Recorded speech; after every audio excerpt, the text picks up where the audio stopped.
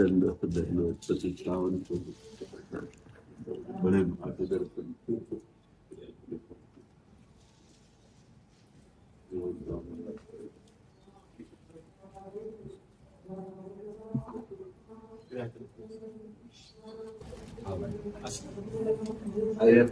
हमारा स्वास्थ्य थोड़ा नहीं, हम भी जमीन में बैठे नहीं, हमारा मन भी नहीं लगेगा किस पे बैठे। मैं केवल दर्शन के लिए आया और दर्शन यहाँ से जो आनंद मिलता है इसमें आपको घर में बैठता हूँ और आपके कृपा से आपका दर्शन मिला और महामंडल से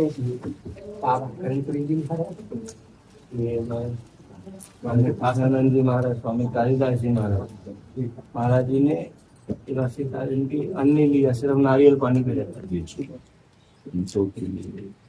जो अपने चित्त को सच्चिदानंद में जोड़ता है उसके लिए कोई सर्वाश्चर्य में बात नहीं रह जाती, क्योंकि वो परम आश्चर्य में प्रभु में चित्त जोड़ दिया तो इसके बाद सब जो है फीका हो जाता है। जितने भी साधन हैं सब साधनों का सार है निरंतर चित्त वृत्ति का अपने आराध्य देव में तन्मय रहना। आराध्य देव का कोई भी नाम रूप हो या नाम रूप रहित निराकार भावना में हो, हमारी चित्त वृत्ति का निरंतर उसमें लगा रहना। तो जितने भी साधन हैं जब सबका सार ये उदय हो जाता है कि चित्त वृत्ति भगवदाकार, जैसे गोपी जनों को कोई भी महापुरुष हो सब जानते हैं कि कितनी प्रेम महिमा में स्थित थी, पर खास बात गोपी जनों की जो है वो मुरारी पादार्पित चित्त वृत्ति, एक एक चित्त की वृत्ति प्रभु में लगना। संपूर्ण चराचर जगत भगवान का ही स्वरूप है पर मायामय है। हमारी चित्त वृत्ति सदैव मायामय नाम रूपों में मायामयी लीलाओं में विचरण करती रही है। अब गुरु कृपा से भगवत कृपा से चित्त वृत्ति को प्रभु में लगाने का अवसर मिला है। तो जहां प्रभु में चित्त जुड़ा कि फिर सब साधन सार्थक हो गए।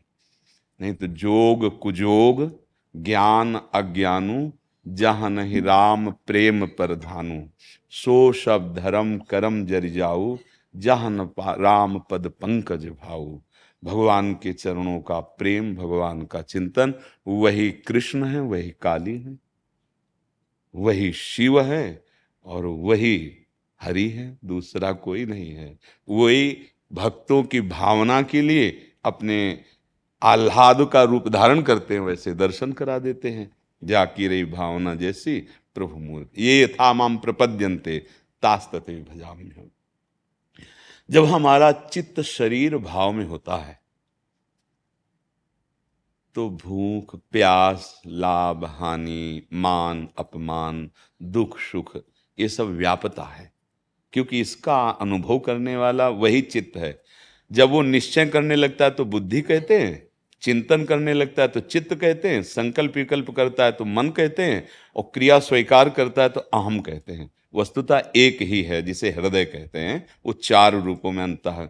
ये अंतःकरण चतुष्टय सच्चिदानंद प्रभु में हर समय स्थित रहना बिना किसी प्रयास के, ये सिद्ध महापुरुष का स्वरूप होता है।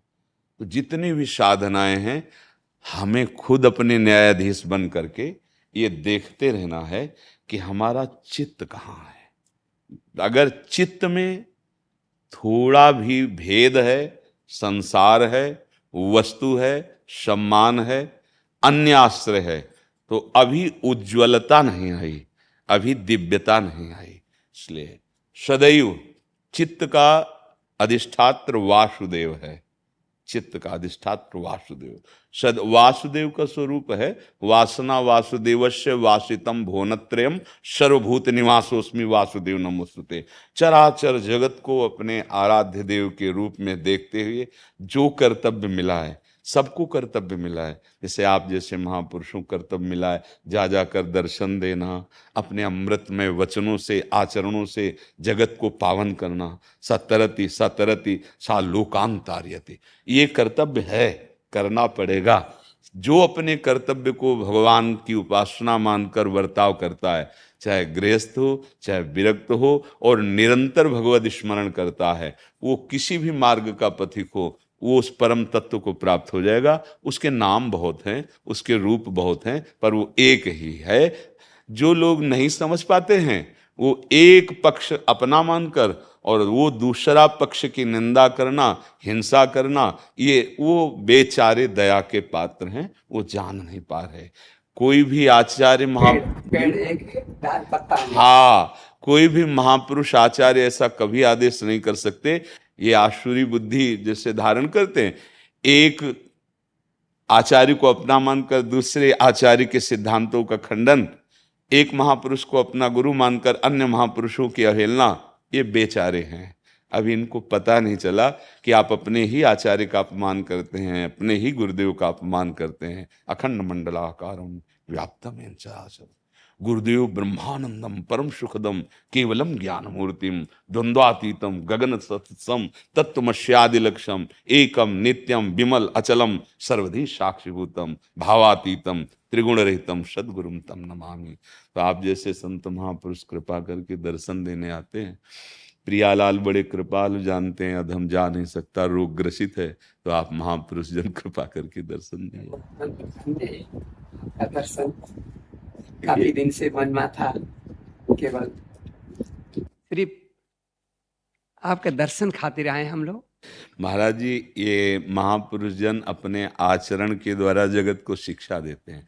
आपको दर्शन की क्या जरूरत है, हम जैसे अधमों की। ये आप आचरण करके दिखाते हैं कि संत दर्श कितनी दुर्लभ वस्तु है और उस दुर्लभ वस्तु को कितनी दैन्यता से प्राप्त किया जाता है, ये आप दर्शाने के लिए ऐसा कह रहे।